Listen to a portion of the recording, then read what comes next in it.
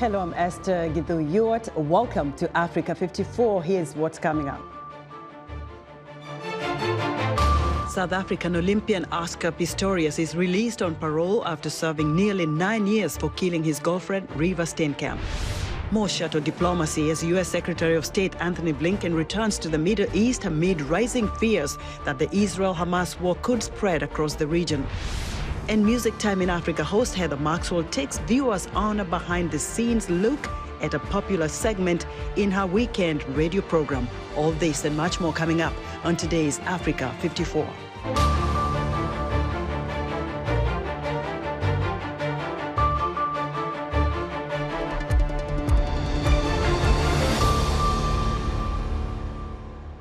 South African Olympic sprinter Oscar Pistorius has been released from prison on parole after serving nearly 9 years in prison for killing his girlfriend, Reeva Steenkamp. Pistorius shot and killed the 29-year-old Steenkamp through a locked bathroom door on Valentine's Day in 2013. Serious offenders in South Africa are eligible for parole after serving at least half their sentence. Tuso Kumalo has more from Johannesburg. South African Paralympian Oscar Pistorius has been released on parole after serving half of his 13-year sentence. And he is now at this home. Behind me here is his uncle's home, and that's the home on the address. In fact, what happened is that this morning, all journalists were out camping here and others camping at the prison where he was being kept. But surprisingly, we're told by the correctional services that he is already home, and a lot of conditions that have been given to him. One, we know that he's not allowed to speak to the media during this time when he's in here. He's not going to be going as free as he wants. He's supposed to be at home at the given times. And of course, we know that one of the conditions that was demanded by the parents of Reeva Steenkamp is that he must be given counseling on gender-based issues, as well as, of course, anger management issues or counseling, so that he is able to control himself after his sentence. But a lot of South Africans debated over the issue, others saying he has the right of parole because he is due according to the law, and he should be allowed now to live his life. He has been punished enough. But others saying no, that encourages other men to abuse women, knowing that they will just serve after the sentence and be released on parole. But he's going to be here at this place until 2029. What happens after that is all up to him, whether he decides to go back to running or he decides to live his life in a different way. Only time will tell. Tuso Kumalo for VOA in Johannesburg. Sudan recalled its ambassador from Nairobi Thursday in a protest at Kenyan President William Ruto's hosting of talks with the paramilitary Rapid Support Forces commander Mohamed Hamdan Dagalo. However, at present, there is a dire humanitarian situation. For more on the humanitarian crisis in Sudan, I'm joined from Port Sudan by Moeen Haider, Mercy Corps' acting country director for Sudan. Mr. Haider, welcome to Africa 54. Thank you very much, Esther, for this invitation. Thank you. Tell us, how bad is the humanitarian situation in Sudan? The actual situation is not so good. People are extremely worried and nervous about this never-ending conflict. We are seeing three major challenges on the ground: a massive displacement, security and access to basic needs, and the third one is food security crisis and lack of employment opportunities.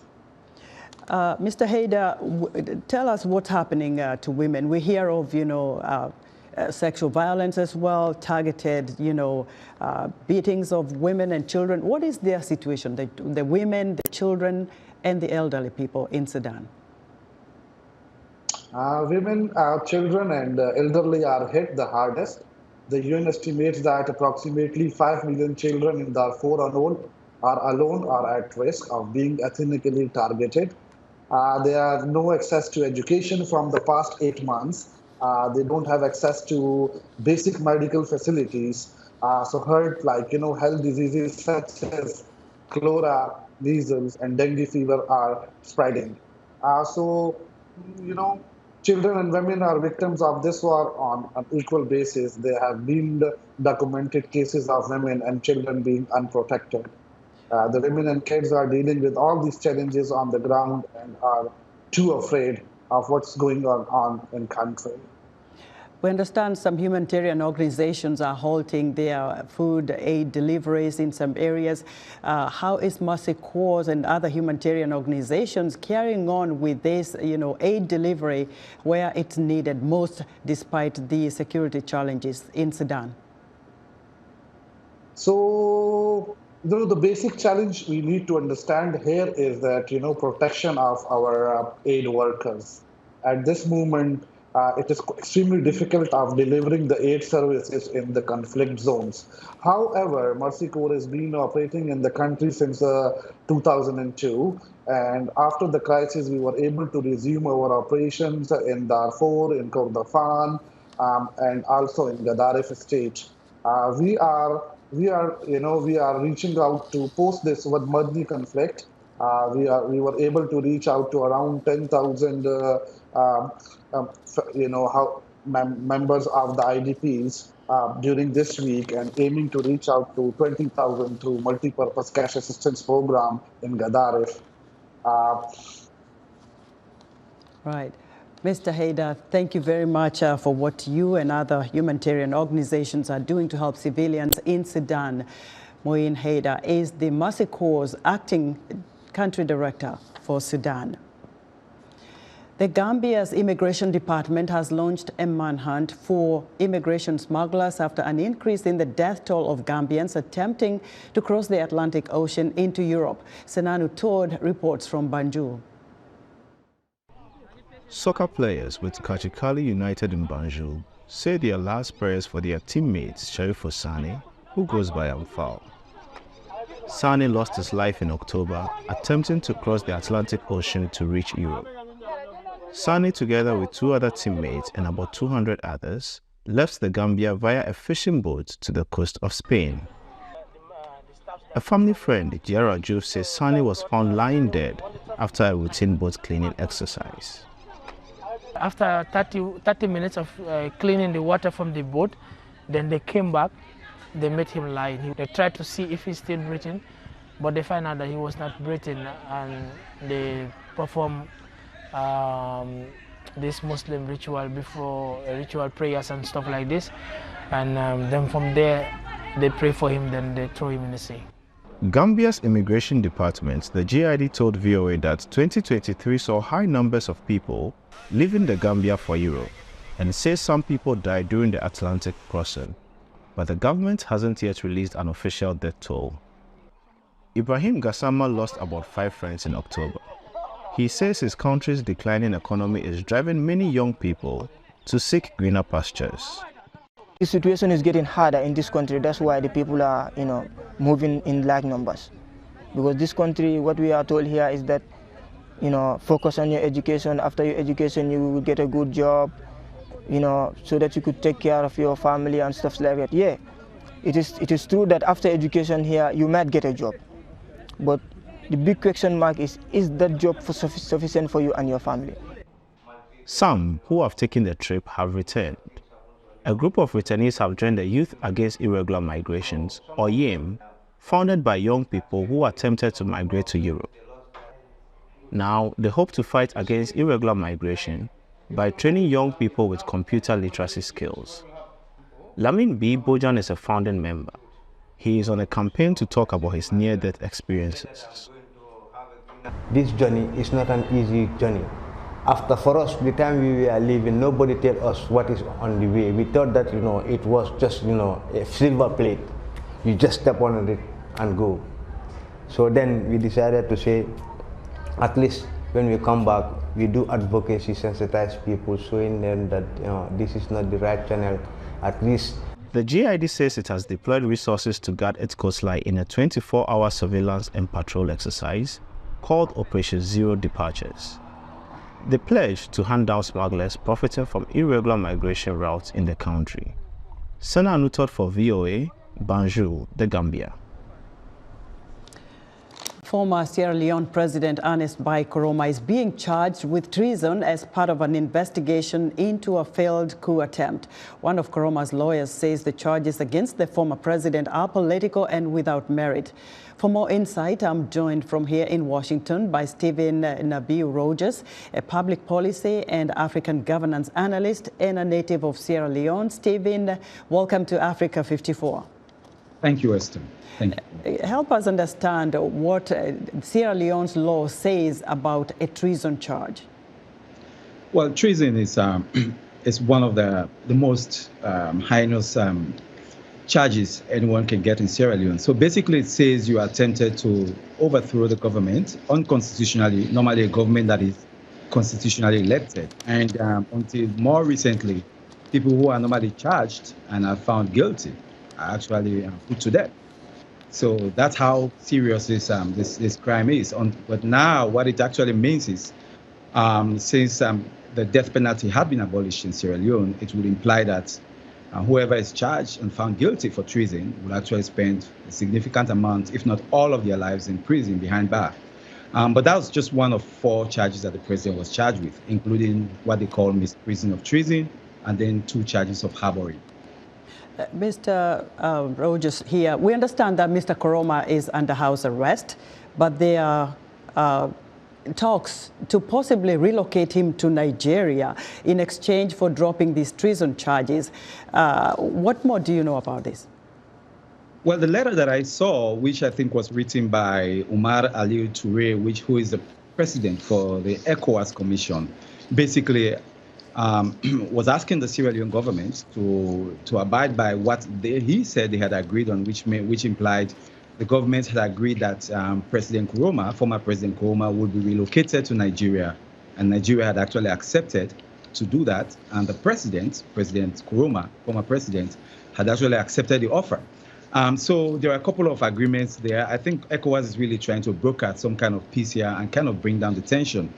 But the foreign minister, Mr. Timothy Kaba, I think in an interview had said that letter doesn't reflect what they had discussed, and that the government will not, in his own words, countenance what the demand ECOWAS is making. So as we speak, I think the former president is still in Freetown under house arrest, where he has been since the events, the coup on November 6th. Stephen, very quickly, what would be the political implications of having Mr. Koroma relocated to Nigeria or being imprisoned within Sierra Leone? Well, regardless of the outcome, I think what has happened currently in Sierra Leone is really a reversal of the political gains that we have made since the end of the war. Now, clearly, I could see ECOWAS trying to broker peace here because Mr. Koroma represents a major party, which is the main opposition, and he has a lot of following. So whether the government has a case, obviously, at least up to about half of the population or a significant number of the population is going to be backing the president. So while there is need for justice, absolutely, because coup is unconstitutional, and I think that it should be investigated, but also there is also the need to be very sensitive to a very fragile democracy that we have in Sierra Leone. So I think regardless of the outcome, I think somehow the president and the government in power has to be very careful how this is handled. Stephen, thank you very much for your insights. Stephen Nabiu Rogers is a public policy and African governance analyst. U.S. Secretary of State Antony Blinken has just landed in Turkey in a Middle East shuttle diplomacy bid to bring an end to the Israel-Hamas war amid rising fears that the conflicts are spreading. VOA senior diplomatic correspondent Cindy Sain has more. With the war between Israel and Hamas nearly 3 months old, Secretary of State Antony Blinken is returning to the Middle East late Thursday. It is his 4th visit since Hamas launched a surprise attack on Israel on October 7th, killing 1,200 Israelis. State Department spokesperson Matthew Miller had this announcement Thursday. Over the course of the next week, the Secretary will visit Turkey, Greece, Jordan, Qatar, the United Arab Emirates, Saudi Arabia, Israel, the West Bank, and Egypt for meetings with foreign counterparts and others. Fears of the Israel-Hamas conflict spreading into a regional war have grown after the targeted killing of Hamas Deputy Chief Saleh al-Aruri in Lebanon on Tuesday, an attack that Israel has neither confirmed nor denied that it carried out. Miller said Blinken will work to calm tensions. He will focus on, as he has consistently since October 7th, preventing the conflict from expanding.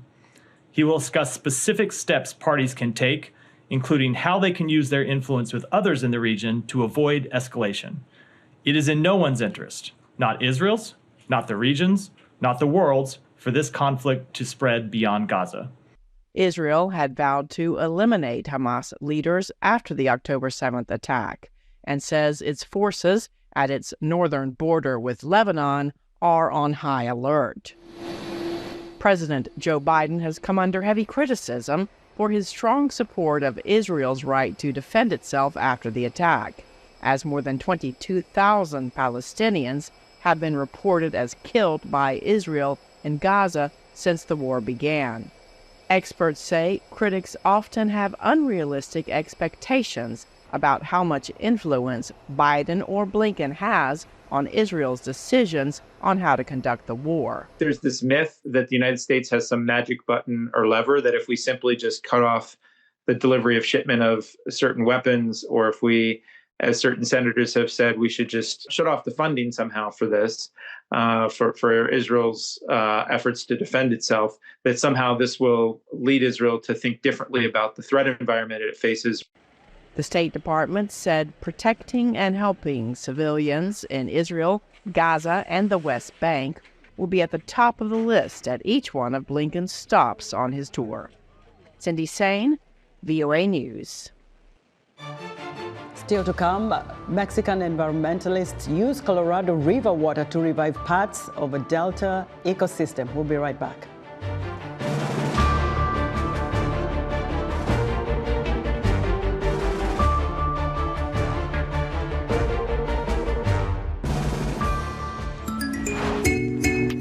Decades of clashes between armed groups in the Democratic Republic of Congo have led to widespread violations of human rights and devastating incidents of gender-based violence.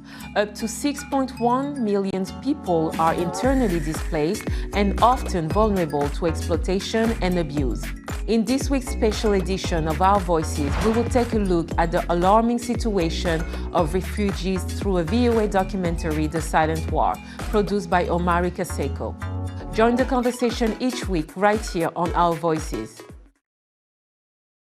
You're watching VOA's Red Carpet. My name is Jackson Vunganyi. Thank you so much for joining us each week right here on Red Carpet. We bring you the latest in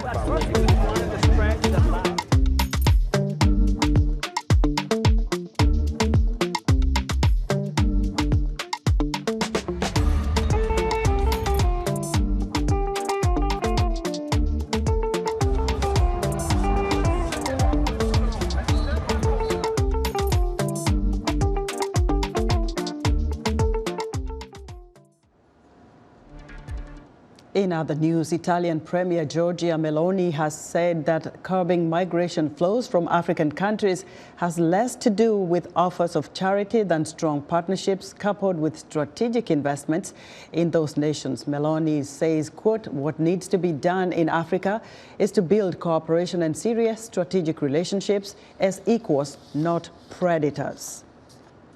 Egypt is spending billions of dollars to double the size of a lavish new capital. It is building in the desert 45 kilometers east of Cairo. The city is the biggest of a series of mega projects that President Abdel Fattah al-Sisi says are needed for economic development. And days after the United States formally removed Uganda from its trade program with African nations over human rights concerns, Uganda's president harshly criticized the West. Yoweri Museveni urged lawmakers from the Commonwealth of Nations to reject what he called the evil tendencies of Western countries towards societies different from them. Mexican environmentalists are using small amounts of Colorado River water to revive parts of a once thriving delta ecosystem. Matt Depot has the final report in our River at Risk series. Only about 10% of the water that flows in the Colorado River makes it to Mexico. And at the Morelos Dam at the border, that water is diverted for use in agriculture. The river delta, which once extended another 160 kilometers to the Gulf of California, now ends here. And the once dynamic wetland habitat is now mostly sand, rocks, and invasive species. Miguel Vargas is Director of River Conservation with Pro Natura Noroeste, part of a coalition dedicated to restoring delta habitat piece by piece. He shows a section of dry riverbed the group is considering for its next project. This is the Colorado River in Mexico. When I see a site like this, it looks impossible. It is possible, and you need not really too much water. Vargas then shows a nearby restoration site where in less than 10 years, the group has grown a small forest of willow and cottonwood trees. We try to copy the river flow. The Raise the River Coalition receives river water from both the Mexican and U.S. governments, with a goal of creating a series of these sites to replace some of what has been lost to the river's overuse. Native trees and bushes are grown in nurseries and planted by the coalition and community volunteers. Gabriela Coloca Michel, a program coordinator for Pro Natura Noroeste, shows another older site. It's really amazing when you create this habitat, how the response of the wildlife and birds can be. In the beginning, when we start at these sites, we found 5 species of birds. And now we find more than 100 species. Other creatures are moving in also. And the sites are treasured by people from surrounding communities. The 9-year agreement between Mexico and the U.S. that has enabled the restoration of over 800 hectares of riparian habitat will expire and be renegotiated in 2026. Though demand for water along the length of the Colorado is increasing as the river continues to shrink, the binational restoration experiment is highly valued on both sides of the border, says Jennifer Pitt, the National Audubon Society's Colorado River Program Director. I think there's broad acknowledgement and desire to ensure that as we adjust Colorado River management to reduce water uses, because we have to, not because anybody says we should, but because literally the water is not there, that we can also address these issues of equity and environment. The benefits of cooperation and of doing more with less are flourishing here as a model for the Colorado River's future. Matt Dibble, VOA News, San Luis Rio Colorado, Mexico. It's time for our entertainment report, and joining us now is Heather Maxwell with information on a special music segment. Hello, Heather. Hi, Esther. Hello, everyone. If you've ever listened to my Music Time in Africa radio show on the weekends, you know Drop the Needle. But have you ever seen it? Let me take you behind the scenes. Every weekend on my radio show, we have a segment called Drop the Needle. It's a music game I created in 2022 that's based on my experiences studying jazz at Indiana University way back when we listened to music recordings on vinyl records using a turntable. Our music professors would test us on whatever listening assignment we had that week by dropping the needle on any spot on the recording and asking, who's playing tenor sax here? Or what's the title of this piece? Or why is it important? So, although we don't use record players anymore, I still like to challenge my listeners of African music to a similar quiz because it's a great experience. It expands your understanding and appreciation of music. You learn a lot, and it's fun too. I assign each person one show to listen to, and then we're off. Last week, one of our own Voice of America journalists, Salim Solomon, took the challenge right in my office studio here in Washington, D.C. So let's see how she does.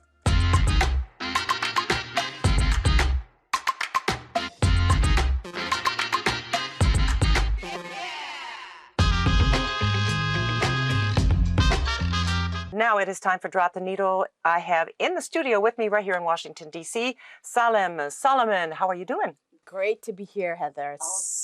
I'm so excited and nervous at the same time. Oh, gosh. I see you have a few notes, but that's okay. That's okay. Hey, that means I did my homework. All right, here's number 1. All right.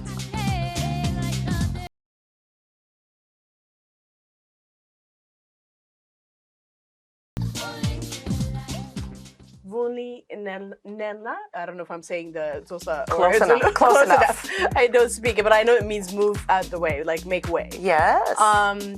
And it is by Brenda. Yes. Brenda Fassi. From? I mean, this is like South Africa. Excellent. I mean, wow, awesome. Here's number 2.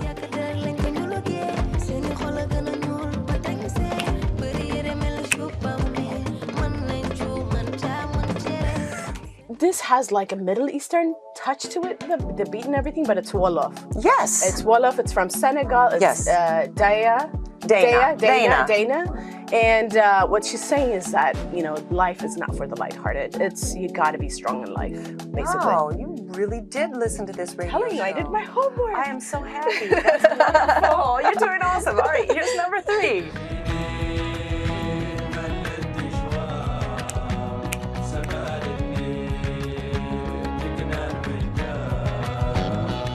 You know, I still beat myself over this because they came to DC and I didn't get to see them. All right, so 2 things here. Number 1, you know who they are. Yes, And number 2, you like them. Yes, so this is Tina Ariwen from Mali, the Sahel region, Mali. They're singing about the revolution, the Tuareg revolution there. I looked into what they're saying. It's about like freedom. The song is Tenere Den. Oh my gosh, Salem, you have done amazing. Thank you. You're the best in the last few weeks in terms of getting things correctly. But here's the thing though. Yeah. I would encourage anybody and everybody to listen to your show, because even though I had surface level knowledge about these artists, the meaning, you go into these things in these shows, and I think I would just, this is my PSA, basically. Public service announcement to anybody and everybody that listens to Music Time in Africa. Thank you, Salem. You did awesome. You deserve a medal.